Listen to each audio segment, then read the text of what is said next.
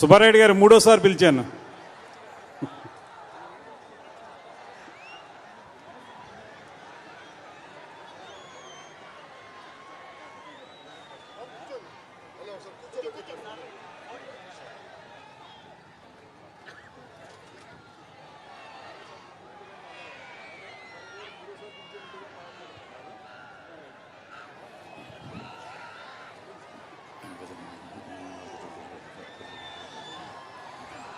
గౌరవనీయులు తెలుగుదేశం పార్టీ అధ్యక్షులు మాజీ ముఖ్యమంత్రి శ్రీ చంద్రబాబు నాయుడు గారికి, గౌరవనీయులు యువకులు ఉత్సాహవంతులు జనసేన పార్టీ అధినేత పవన్ కళ్యాణ్ గారికి, బాలయ్య బాబు గారికి, అచ్చెన్నాయుడు గారికి, మన మోహన్ గారికి, అందరికీ కూడా వేదికను అలంకరించినటువంటి అతిరథ మహారథులందరికీ, కార్యక్రమానికి వచ్చేసినటువంటి జనసేన పార్టీ తెలుగుదేశం పార్టీ నాయకులకు కార్యకర్తలకు అందరికీ కూడా హృదయపూర్వకమైన అభినందనలు. ఈ రోజున మీ అందరినీ కూడా చూస్తుంటే నేల తల్లి ఈడిందా కడలి పగ్గిందా అన్నటువంటి విధంగా తాడేపల్లిగూడ నడుపట్టిలో ఇన్ని వేల మంది ఎక్కడా కూడా కనుచూపు మేరలో జుట్టు తప్ప ఏమీ కనపడకుండా ఇంతమంది విచ్చేశారంటే ఈ రోజున తెలుగుదేశం పార్టీ మీద కానివ్వండి, లేకపోతే జనసేన పవన్ కళ్యాణ్ గారి మీద కానివ్వండి, మీకు ప్రేమ, ఆదరణ, అభిమానం ఎటువంటిదో ఈ సందర్భంగా అందరికీ తెలిసినటువంటి విషయాన్ని ఈ సందర్భంగా తెలియపరుస్తున్నా.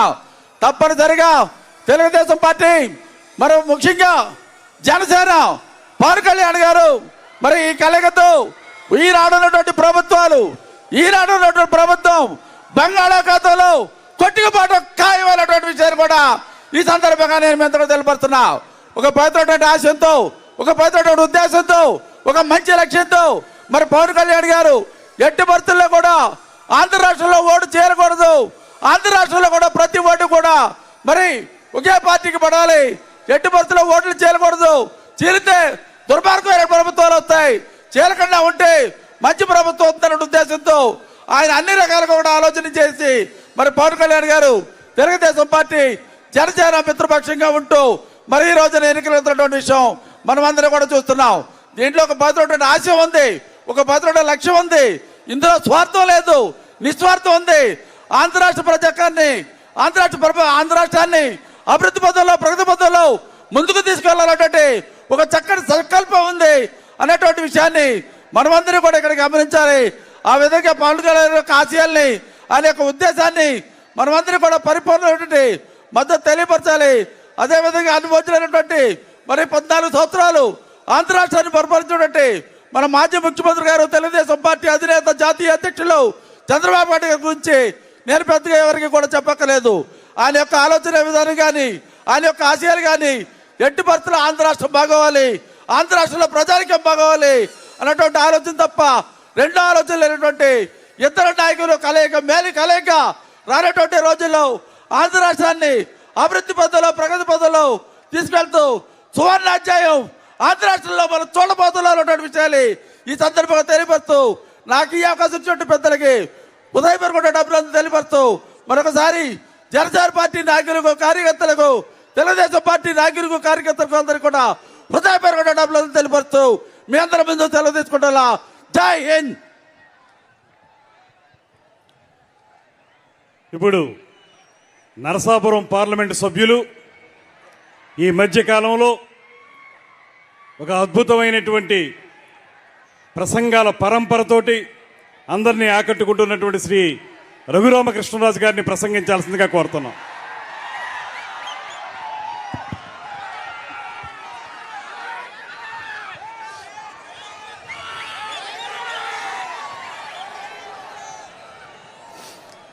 అందరికీ నమస్కారం. ముందుగా ఇప్పుడే ఇక్కడికి వచ్చిన పెద్దలు చంద్రబాబు నాయుడు గారికి, పవర్ స్టార్ పవన్ కళ్యాణ్ గారికి,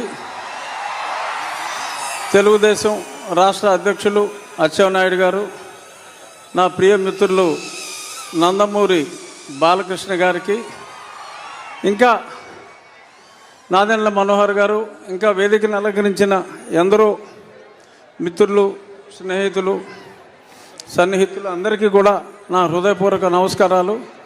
అందరికన్నా ముఖ్యంగా ఈ సభకు ఇక్కడ విచ్చేసిన తెలుగుదేశం పార్టీ కార్యకర్తలు, జనసేన పార్టీ కార్యకర్తలకి నా శుభాభినందనలు. చాలామందికి డౌటు, అసలు వీడు ఎందుకు వచ్చాడు ఇక్కడికి? తెలుగుదేశంలో లేడు, జనసేనలో లేడు, ఇంకా ఏ పార్టీలో చేరలా, మొన్నే దరిద్ర పార్టీని వదిలేశాడు. ఇక్కడికి ఎందుకు వచ్చాడు అంటే, నేను ఇంకా ఏ పార్టీలో ఇంకా చేరినప్పటికీ ఇక్కడ జరుగుతున్నది ఒక సైకాసురుణ్ణి దింపటం కోసం, ప్రజాస్వామ్యాన్ని పరిరక్షించడం కోసం ఇద్దరు గొప్ప నాయకులు తమ ఇగోలన్నీ పక్కన పెట్టి ఒక స్టేజ్ మీదకి వచ్చి ఆ దుర్మార్గుణ్ణి అంతం చేయడానికి, ప్రజాస్వామ్యాన్ని రక్షించడానికి వచ్చారు. ఒక ప్రజాస్వామ్య రక్షకులను